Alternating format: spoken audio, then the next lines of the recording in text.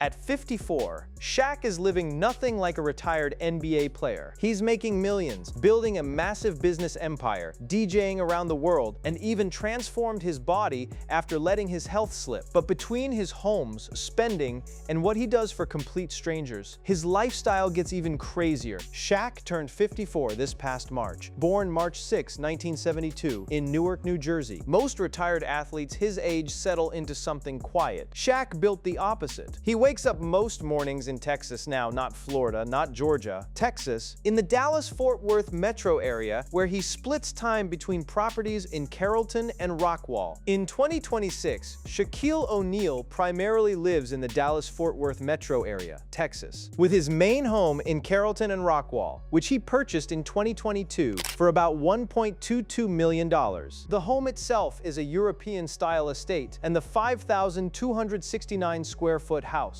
features 5 bedrooms, 5.5 bathrooms, a chef's kitchen, a private theater, and a resort-style backyard with a lagoon pool, rock waterfall, and spa. That's a downgrade from what he used to have. For years, Shaq's primary address was a 31,000 square foot mansion in the Isleworth community outside Orlando, the kind of place that turns a basketball paycheck into a punchline. The property, which he originally purchased in 1993 for around $4 million, spans nearly 31,000 square feet and features 12 bedrooms, 15 bathrooms, a 17-car garage, and a 6,000 square foot indoor basketball court. He sold it, not because he needed the cash, because it stopped making sense. Shaquille O'Neal sold his Florida mansion primarily because the 31,000 SQFT estate had become too large and high maintenance after his retirement, and he wanted a home that was easier to manage, while allowing more freedom and flexibility in his lifestyle. Before Texas, there was a stop in Georgia. He purchased his Georgia property back in 2016 for $1.15 million, a fraction of what he spent in Windermere, demonstrating his evolving priorities as children grew and lifestyle needs shifted. The place sits in McDonough, roughly 30 miles southeast of Atlanta in Henry County, an area that offers suburban quiet with easy highway access to the city. No 17-car garage there. It's intentionally understated. Agricultural features like a barn, workshop, and open acreage reflect a different Shaq than the MVP demanding maximum everything. The man who once needed 17 garage spaces now enjoys 14 peaceful acres far from celebrity spotlights. So already you've got a guy bouncing between 3 different states, 3 completely different kinds of homes in a single decade. That's not retirement. That's restlessness with a bank account behind it. And the bank account is enormous. Estimates on Shaq's exact net worth vary depending on who's counting, but the range keeps landing in the same neighborhood. Shaquille O'Neal's net worth is pegged at $450, $500 million in 2026, built from NBA earnings. A 2% ownership stake in Papa John's, Netflix partnerships, and strategic tech investments. Other trackers land closer to $400 million.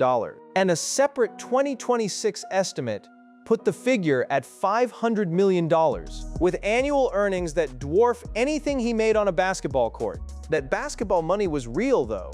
It's just not the whole story anymore. Over 19 seasons, Shaq earned an estimated $293 million in salary, ranking him 5th all-time among NBA players. One report put the number slightly lower, noting he earned about $286 million in salaries in the NBA, according to Spotrac. Either way, it's a fortune most people can't picture. Yet somehow, that career, all 4 championships and 15 all-star selections of it, is treated in his own finances as Chapter 1. Not the climax, the setup. Because right now, at 54, Shaq is reportedly pulling in more per year off the court than he ever made playing. One 2026 breakdown estimated he's earning $95 million a year, worth $500 million, with a credible path to becoming a billionaire before the end of the decade, and specifically noted he is not there yet. Another outlet framed it even more bluntly. Shaquille O'Neal makes more money now from selling chicken sandwiches than he ever did dominating the paint, pulling in over $95 million annually from business ventures and endorsements, after peaking at $30 million a year on an NBA roster. Think about that for a second. A man who once broke backboards with his body weight is now cashing checks from a fried chicken chain that out-earned his prime playing salary. And chicken sandwiches are just one slice. There's a car wash empire generating real money. In the background, Shaq owns approximately 150 car washes, generating $60 million gross revenue, sitting quietly next to sneakers, insurance ads, and a corner office at one of the biggest sneaker companies in the world. None of that happened by accident, and none of it happened because he needed the money. He's doing this at an age when most former athletes are doing color commentary 2 nights a week and calling it a career. Shaq is doing color commentary and running a franchise pipeline and DJing arenas under an alias. And on a random Tuesday, still finding time to pick up a stranger's tab at a deli in Houston. Shaquille O'Neal surprised customers at a Houston restaurant by paying for their meals on Christmas Eve. Just one entry in a much longer list we'll get into. The lifestyle doesn't look like anyone else's. It's not the mansion and yacht cliché, and it's not the quiet retirement cliché either. It's something else. A guy stacking 5 separate careers on top of each other at an age, when the plan is usually to slow down, not speed up. To understand how he got here and why it keeps expanding instead of shrinking, you have to look at what he actually built after the jersey came off, and that starts with chicken. Here's the thing about Shaq's business career. It didn't start smart. It started reckless. By his own account, Shaquille O'Neal squandered his first $1 million in 20 minutes after signing his rookie deal. That's the origin story. A kid from a military family blowing through a fortune before he even understood what a fortune was. Somewhere between that spending spree and today, something flipped, and the flip is the whole reason his life at 54 looks the way it does. The first real signal came in 1998 when Reebok put a $40 million contract on the table and Shaq said no. O'Neal's relationship with Reebok began in the 1990s, when he signed with the brand over competitors like Nike entering the NBA in 1992. But he walked away from a $40 million Reebok deal in 1998 and partnered with Walmart to launch the Shaq brand. The reasoning, according to multiple accounts, traced back to a single encounter with an upset parent. Shaq once encountered an angry mother after a match complaining that sneakers by NBA players were all expensive and taking money from kids. That same day, he turned down the Reebok deal, and the encounter inspired him to create his own affordable shoe brand. Those shoes launched as low as $12 or $13 a pair, sold in Walmart, Shoe Carnival, and Shoe Warehouse, and over 400 million pairs have been sold over the years. Fast forward, and Reebok came back around, except this time, Shaq wasn't signing an endorsement deal. He was taking an office. When Authentic Brands Group bought Reebok from Adidas for a reported $2.5 billion in 2022, O'Neal was installed as president of basketball operations at the brand, and he brought Allen Iverson in as vice president. This wasn't a photo op title either. Shaq signed the first major NIL deal for Reebok, with Angel Reese, positioning the brand in the women's basketball market at a moment when the WNBA and college basketball were experiencing a genuine commercial breakthrough. A 54-year-old man is now the reason a multi-billion-dollar sneaker company has a foothold in the fastest-growing corner of basketball. Then there's the chicken. Big Chicken, the Louisiana-style fried sandwich chain Shaq co-founded, didn't launch as some vanity project, it launched as a bet, and the bet is paying off in a way most restaurant founders only dream about. There were 40-plus locations open as of early 2026, with more than 350 in the development pipeline, and its year-over-year unit growth rate sat at 234%, compared to an industry average of essentially 0. In 3 years of franchising, not a single location had closed against an industry average 3-year failure rate of 10%. That's not luck. That's a system, backed by JRS Hospitality, which provides operational infrastructure, and Authentic Brands Group, which manages licensing and brand architecture. Layer Papa John's on top of that. His involvement with Papa John's expanded his food empire. When in 2019, Shaq purchased 9 franchises and joined the company's board as a brand ambassador, securing a 3-year endorsement deal, reportedly worth $4 million. He still holds a reported 2% ownership stake in the pizza chain today. Add a Krispy Kreme location. He became global spokesperson for after buying it in Atlanta, and you've got a fast food portfolio that reads less like a hobby and more like a second job. One he apparently treats with the same intensity he brought to the low block. And that's before you even get to the stuff most fans never hear about. Shaq's portfolio includes Authentic Brands Group equity, giving him ownership pieces tied to the Elvis Presley, Marilyn Monroe, and Muhammad Ali estates, plus Forever 21. And JCPenney after bankruptcy acquisitions, a Reebok equity stake, an early Lyft investment before its IPO, a Vitamin Water stake before Coca-Cola's $4.1 billion acquisition, and a stake in Beatbox Beverages, now valued at over $200 million.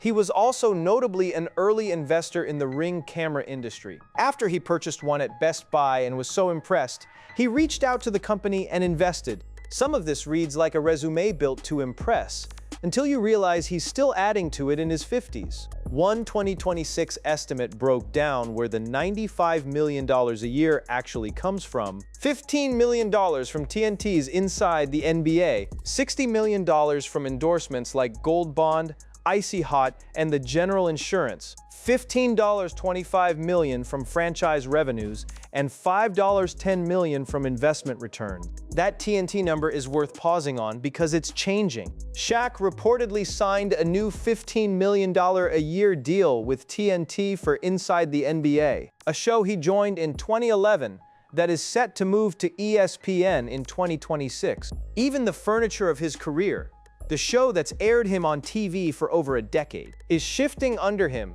and he's negotiating a new number as it happens. Not every venture stuck around.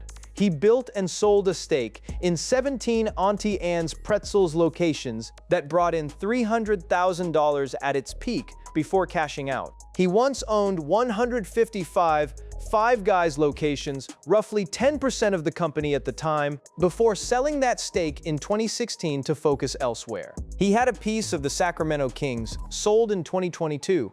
40 24-hour fitness gyms also sold. The pattern isn't buy and hold forever. It's buy, build, and rotate into the next thing. A portfolio that behaves less like a retired athlete's investment account and more like an active fund manager who just happens to be 7'1". Put it all together, and one analysis pegged the trajectory bluntly. As he navigates 2026, his wealth is no longer defined by his career, NBA salary, but by an aggressive portfolio of over 50 brands and a massive passive income machine. 50 brands at 54, while also hosting a nightly TV show, running a foundation, and as we're about to get into, rebuilding his own body from the ground up after nearly letting it fall apart completely. Every part of Shaq's current life traces back to a stretch of time he doesn't talk about with any pride. 2020. The year everything stopped for everyone. And for Shaq specifically, the year grief piled up faster than he could process it. He lost Kobe Bryant, a man he considered a brother, in a helicopter crash, and in the same year, he lost his sister to cancer. In addition to trying to deal with the COVID-19 pandemic and the ensuing lockdown, he also lost Kobe Bryant, someone he considered his brother, in a tragic helicopter crash, as well as his sister, Aisha Harrison Jex, to cancer both in the same year. What followed wasn't a dramatic public collapse. It was quieter, and in some ways, more relatable than that.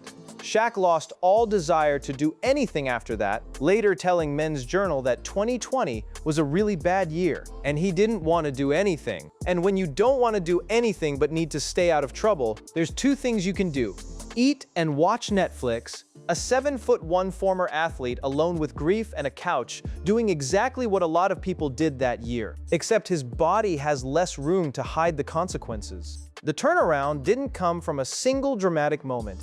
It came from data. Shaq had a series of blood tests done, which revealed the state of his overall health, and armed with the results, he switched to a healthier diet, focusing on cutting out junk food and embracing healthier options. In his own words, describing the shift, "I stopped eating fast food, fried foods, and ultra-processed snacks, he said, adding that the most important thing was eating for energy. The results were significant enough to get attention. Reports pegged the transformation at over 40 pounds lost, with some accounts citing figures closer to 55. It didn't happen through some extreme crash plan either. When Shaq decided to lose weight, he didn't just hop on a fad diet or do something extreme. His journey was about making sustainable, lasting changes to his lifestyle.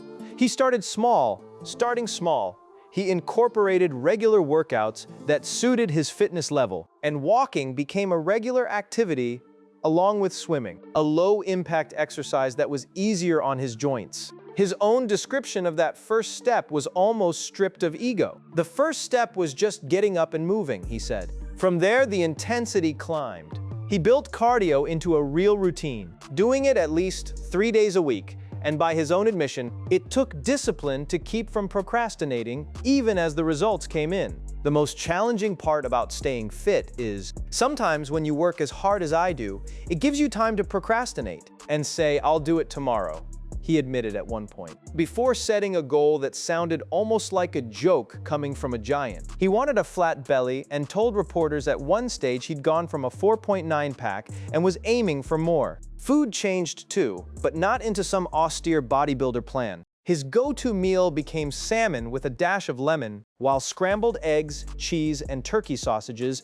became his go-to breakfast on most days, and fish, chicken, or meatloaf became the staple of his lunch menu. He's been candid that his body simply can't get away with what it used to. Shaq has admitted he could get away with a lot of detrimental food habits during his youth, but his body can no longer sustain those habits, so he tries to eat clean for the most part, occasionally indulging in his favorite foods.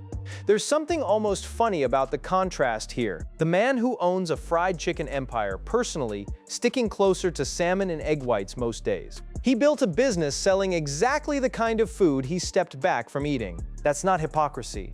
That's just business sense mixed with self-control. Two things that don't always show up in the same person, let alone the same decade of a person's life. The workouts themselves evolved from what you'd expect an ex-athlete to do. He wasn't chasing his playing day numbers. According to Shaquille O'Neal, he never used to hit the gym while he played, because he didn't want to waste extra energy on the gym. He was so busy and focused on training that he didn't want to do anything else. Now older, he flipped that completely. Now that he's getting older, he's doing more simple stuff. Stuff he didn't do in his prime. Boxing sessions on a heavy bag, ab circuits, tricep work, cardio without rest in between sets. He described the approach almost like a rule. No rest if you're skipping cardio. That discipline shows up in the day job too. He's still on TV most nights of the NBA season. Still sharp, still quick with a joke. Running on a body he rebuilt in his 50s, rather than one he's coasting on from his 20s. It's easy to overlook how rare that actually is. Most people who let their health slide during a hard year don't turn it into a public, sustained rebuild that they're still maintaining years later. Shaq did, and it's part of why the rest of his lifestyle, the chicken chain, the DJ gigs, the TV hosting, the random acts of generosity, is even physically possible. None of it works if the body gives out first, but the health rebuild is really just the engine. What he's been doing with the energy it gives him, where he actually points it, day to day, is where the story gets stranger and a lot more human. Here's where Shaq's lifestyle stops looking like a business case study and starts looking like something else entirely. Because while he's building a 50-brand empire during the day, he's also seemingly constantly handing his money to complete strangers with no cameras required. Take the Zales story. A young man was standing in an Atlanta mall jewelry store, nervously asking a clerk how much he still owed on a layaway engagement ring. Shaq happened to be in the store. He has a jewelry line with the brand and noticed the man's discomfort. O'Neal, who has a line of jewelry at Zales, overheard the young man looking at engagement rings and inquiring about a layaway plan, later saying, "I seen the guy come in and he was just so shy," and recalling the man asking, "How much do I owe to pay off this ring?" O'Neal stepped into the conversation and offered to pick up the tab. He never disclosed the amount. When asked why he'd do something like that in public, on TV, he shrugged it off as routine. "This is something I do every day," O'Neal said. "The other day, my wife and I were furniture shopping. That furniture story turned out to be its own act of kindness. There was a lady with an autistic daughter who was looking to pay for some furniture, and Shaq said he just took care of it. Two acts of generosity days apart, and he only mentioned them because a reporter happened to ask about the first one. It's not an isolated pattern. On Christmas Eve one year, staff at a Houston deli watched him walk in as a regular customer and walk out having paid for an entire private event room's worth of meals. He is such a mensch. He bought everybody's meal in the schmooze room." The restaurant posted afterward, describing him as a great guy.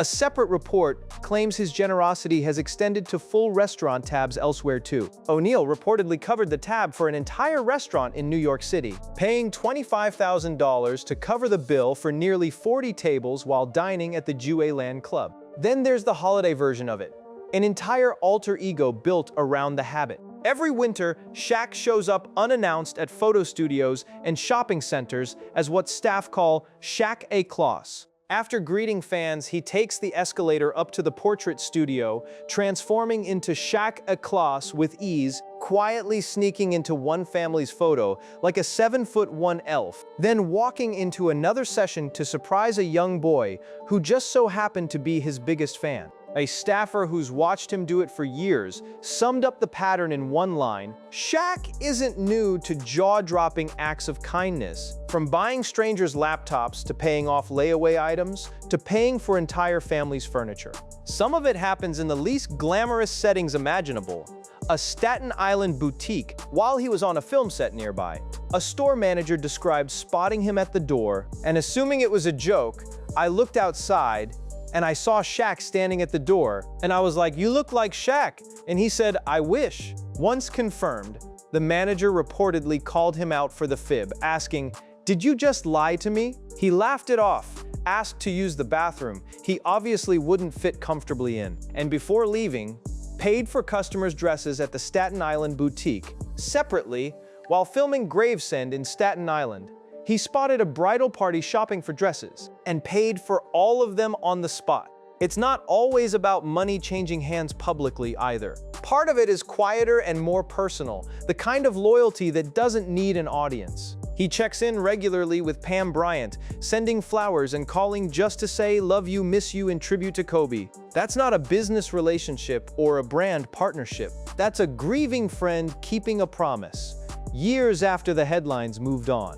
When asked directly why he does any of this, Shaq has been consistent about brushing off the idea that it's performative. O'Neal has said in multiple interviews that he doesn't do any of it for attention, and instead tries to do a good deed every time he leaves the house. Whether or not every act gets filmed by someone nearby, and in the social media era, most of them do, the origin story he points to traces back to his upbringing, not his fame, talking about what shaped his sense of what it means to be wealthy.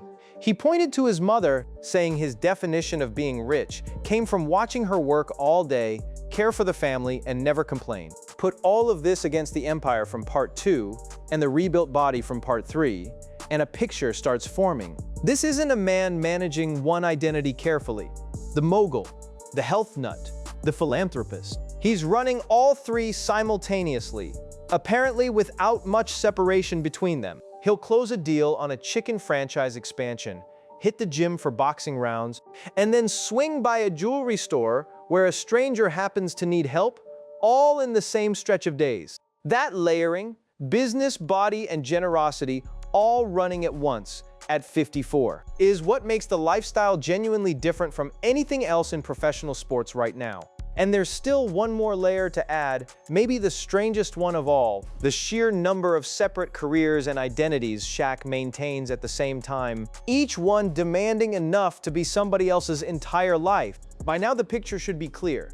Shaq doesn't retire from things, he adds things. And at 54, the sheer number of separate professional identities he's juggling is where the crazy part of this story really lands. Start with the one people forget most often. He's a doctor. Not a medical doctor, but a genuine, earned academic one. One of Shaquille O'Neal's other great accomplishments is gaining a doctoral degree in education. After receiving his master's degree from the University of Phoenix and going through the program at Barry University, a private Catholic institution, a 7'1" center with 4 championship rings walked the stage for a doctorate in education. While still an active professional athlete, that's not a stunt. That's years of coursework squeezed between practices and playoff runs.